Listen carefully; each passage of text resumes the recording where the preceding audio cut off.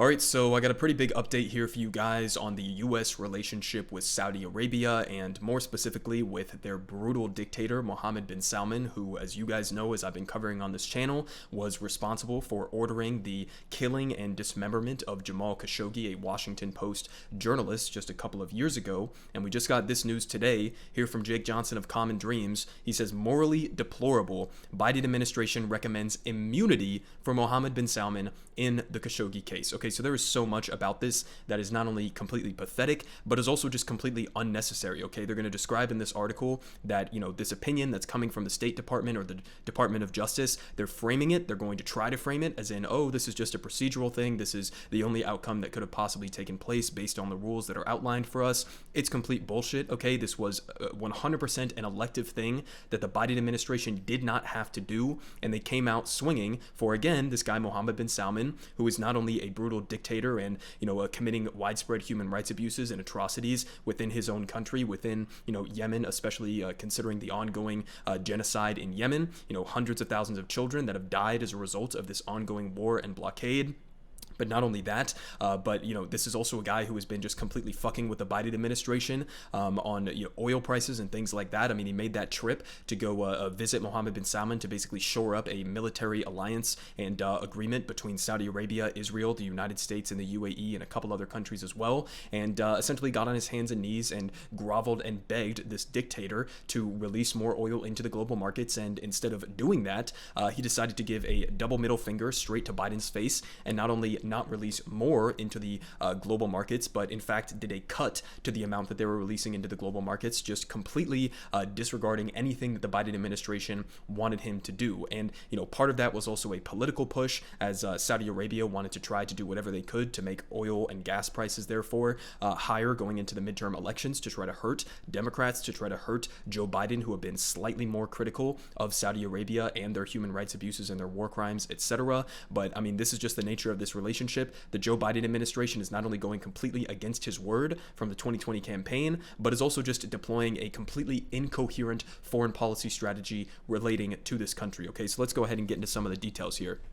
They say the Biden administration said in a U.S. federal court filing on Thursday that Saudi Crown Prince Mohammed bin Salman should be granted sovereign immunity in a civil case brought by the fiancé of murdered journalist Jamal Khashoggi, a stance that human rights advocates condemned as a betrayal of the president's vow to hold the Saudi leader accountable. And remember, on the campaign trail, he didn't just lightly float the idea of having some semblance of accountability for Mohammed bin Salman. He said he was going to turn Saudi Arabia into a, quote, pariah state. Okay, that's what he said he was going to do on the campaign trail. He said he was going to hold MBS accountable for the murdering and dismemberment of Jamal Khashoggi. And not only has he not done that, held them accountable in any way, or even tried to push back our relationship with this country, but also, I mean, we are still selling this country weapons that they're then turning around and going and using on innocent civilians in Yemen, for example, as well as shipping a lot of them probably off to the black market, where they are ending up in who God knows whose hands they're ending up in.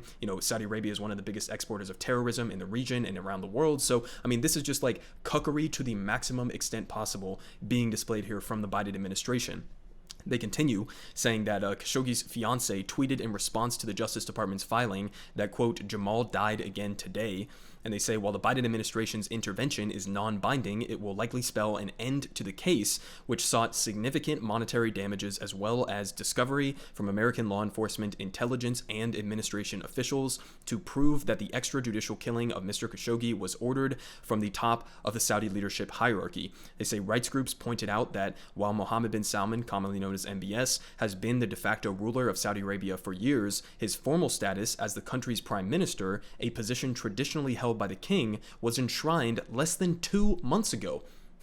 Less than 2 months ago, he suddenly decides he wants to take up this position as the Prime Minister of Saudi Arabia. I wonder what that could have been. Could it have been a very brazen ploy for him to try to get that position specifically within the Saudi government so that he could try to have this sovereign immunity? I mean, this is literally what he did a couple of months ago, knowing that this type of decision in regards to Jamal Khashoggi and the potential accountability and this civil case that was being brought against him, he did this intentionally. Okay, just a couple of months ago. This wasn't because of some logistical ideological thing or, a domestic political situation within Saudi Arabia. He made himself the country's prime minister months ago specifically to try to get out of having any accountability in regards to this civil case. And the Joe Biden administration is just letting that happen. Okay, so they got a quote here. They say, "It's impossible to read the Biden administration's move today as anything more than a capitulation to Saudi pressure tactics, including slashing oil output to twist our arms to recognize MBS's fake immunity ploy," said Sarah Lee Whitson, the executive director of Democracy for the Arab World Now,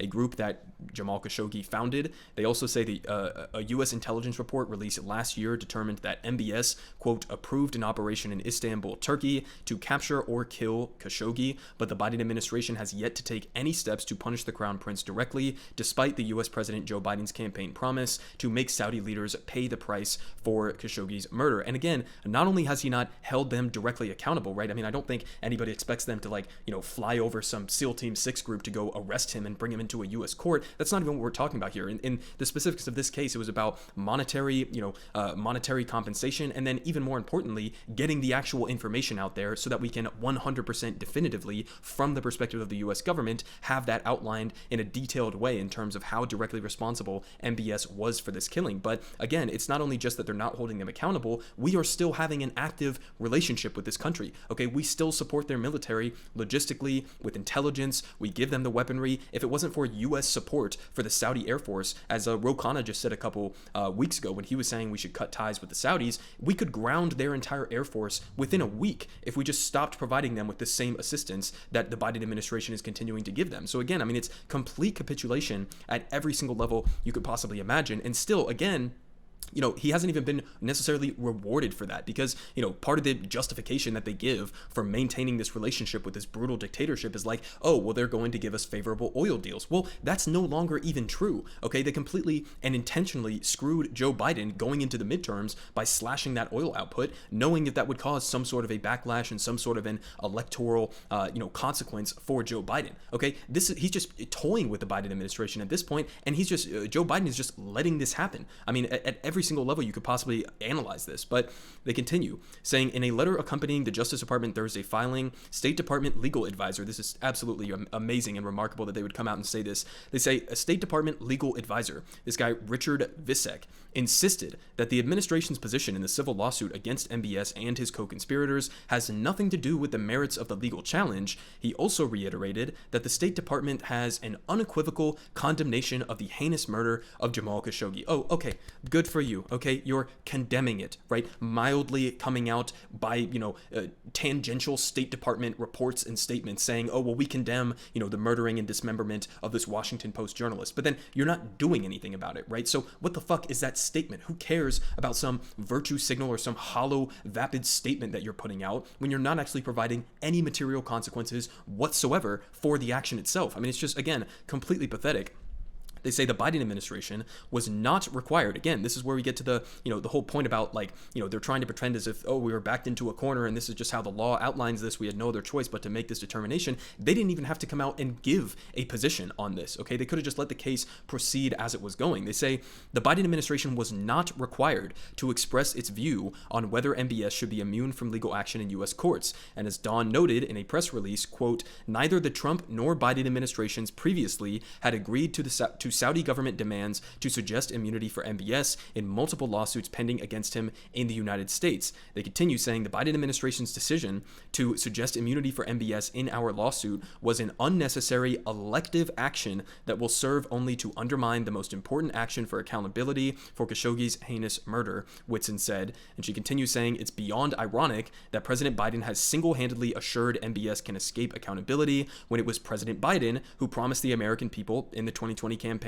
that he would do everything to hold him accountable. Not even the Trump administration did this. Okay, so again, I mean, obviously the Trump administration wasn't doing anything to hold MBS accountable for this or for any of his other various crimes and human rights abuses that he's responsible for either. But I mean, the Joe Biden administration, this is a guy who, comes out, as many other American presidents do as well, comes out and pretends like he cares about spreading democracy and fostering peace and holding human rights abusers accountable, right? But I mean, notice the difference between how the U.S. State Department Department, how the U.S. Department of Justice, how the Biden administration, how the entire political parties that we have, Republicans and Democrats, notice the difference in not only like legal proceedings and the outcomes of, cases that are brought against them, but also with sanctions and also just purely on rhetoric, the difference between how they talk about, human rights abuses in Venezuela or in Cuba or anti-democratic processes in some government like, China, for example. But then you contrast that to how we talk about some of our allies, right? People like, or governments like Saudi Arabia or the UAE or Qatar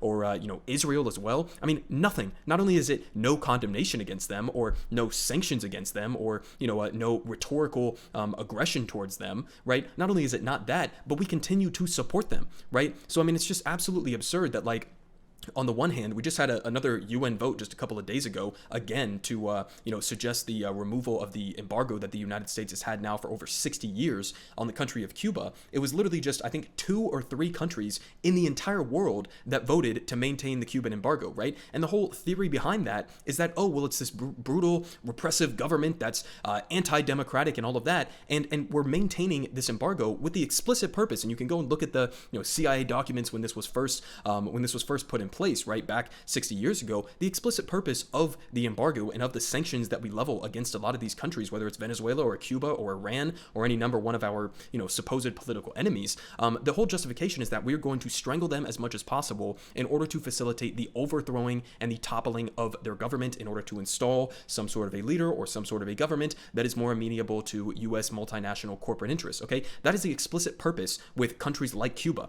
okay? But then again, you turn around, Saudi Arabia, no sanctions, no accountability, barely even a rhetorical mention of the widespread human rights abuses and war crimes that they are responsible for. I mean, again, you want to do a one-to-one comparison, fine, you can have some critiques of the government of Cuba or however you want to do it, the government of Iran, sure, I would have many critiques as well, the government of Venezuela, fine, you can have critiques, but being this hypocritical and this brazenly hypocritical when you have an ally like Israel that is just a straight-up apartheid state that's continuing to do an ethnic cleansing, that continues to commit widespread war crimes, blowing up, the AP building back just a couple years ago, decimating the population in Gaza that they've effectively trapped in the world's largest open-air prison and continuing to do what they call mowing the lawn, essentially just going in and doing these bombing campaigns and these raids to terrorize the civilians living there, continuing their illegal expansions of settlements into the West Bank and, security force abuses as well. The assassination of Shireen Abu Akleh, a Palestinian-American journalist, and, with Saudi Arabia, again, the ongoing genocide in Yemen, the incredible amounts of human rights abuses they put on their own civilians living within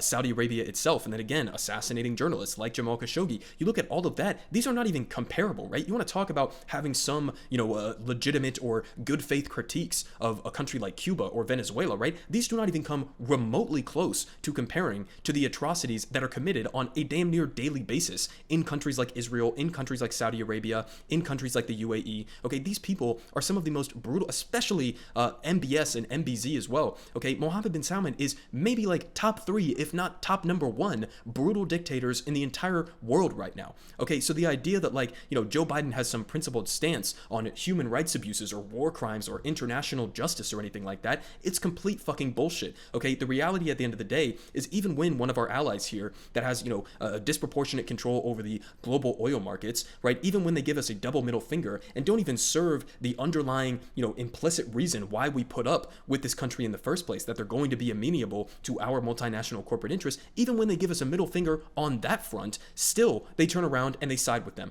right? No condemnation, none of those other things that we just talked about. It's just complete blanket support for them. And not only that, but then going to bat for, specific civil cases that are being brought against them. I mean, it's just completely pathetic. It's obvious brazen hypocrisy, and you get a perfect glimpse here in terms of how how absent any actual sense of justice or morality or belief in freedom and democracy and human rights and all of that. It's just completely hollow coming from the United States. If you happen to be somewhat subservient to our interests, whether it's politically or militarily or economically, if you are willing to subject yourselves to our dominance and our control over those systems within your country, then you can get away with damn near anything, and there will not be even a fucking peep about it. But then if you don't do that, and you are somebody who is a little bit more adversarial, or you have an economic system that doesn't comport with U.S. multinational corporations getting to expropriate your resources and your labor, well then you are going to be made public enemy number one. We are going to brutalize your population. We are going to try to infiltrate, install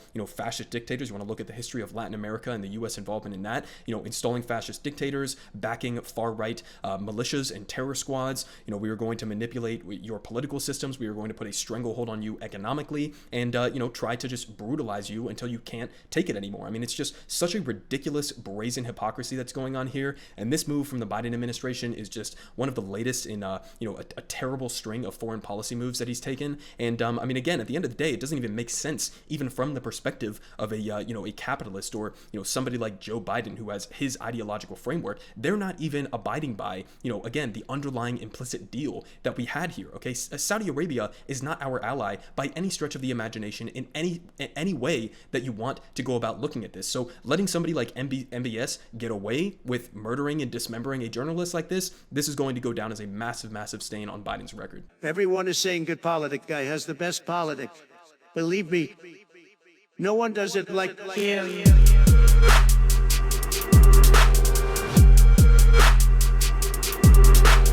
Believe me, everyone is saying